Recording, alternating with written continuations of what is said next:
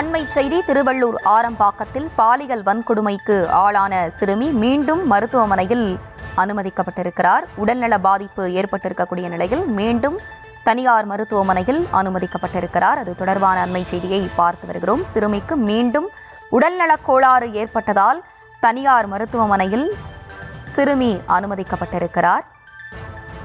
12 நாட்களுக்கு மேலாகியும் சிறுமியை பாலியல் வன்கொடுமை செய்தவனை கண்டுபிடிக்க முடியாமல் போலீசார் திணறி வரக்கூடிய நிலையில் தற்போது மீண்டும் சிறுமி மருத்துவமனையில் அனுமதிக்கப்பட்டிருக்கிறார். திருவள்ளூர் ஆரம்பாக்கத்தில் பாலியல் வன்கொடுமைக்கு ஆளான சிறுமிக்கு மீண்டும் உடல்நல பாதிப்பு ஏற்பட்டிருக்கக்கூடிய நிலையில் மருத்துவமனையில் அனுமதிக்கப்பட்டிருக்கிறார். அது தொடர்பான அண்மை செய்தியை பார்த்து வருகிறோம். சிறுமிக்கு மீண்டும் உடல்நலக் கோளாறு ஏற்பட்டதால் தனியார் மருத்துவமனை ஒன்றில் அனுமதிக்கப்பட்டிருக்கிறார். 12 நாட்களுக்கு மேலாகியும் சிறுமியை பாலியல் வன்கொடுமை செய்தவனை கண்டுபிடிக்க முடியாமல் திணறி வரக்கூடிய நிலையில் தற்போது மீண்டும் சிறுமி மருத்துவமனையில் அனுமதிக்கப்பட்டிருக்கிறார். கூடுதல் விவரங்களோடு இணைகிறார் எமது செய்தியாளர் மகேஷ். மகேஷ், வணக்கம். விவரங்களை வழங்கலாம். வணக்கம் அஸ்வினி.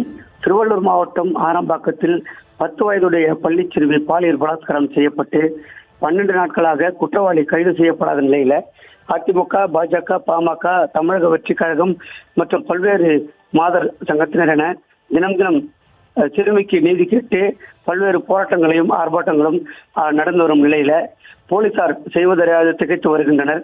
அதே போல 50க்கும் மேற்பட்ட போலீசார் 8 தனிப்படைகள் அமைத்து அந்த காமக்கொடூரனை வலைவீசி தேடி வருகின்றனர்.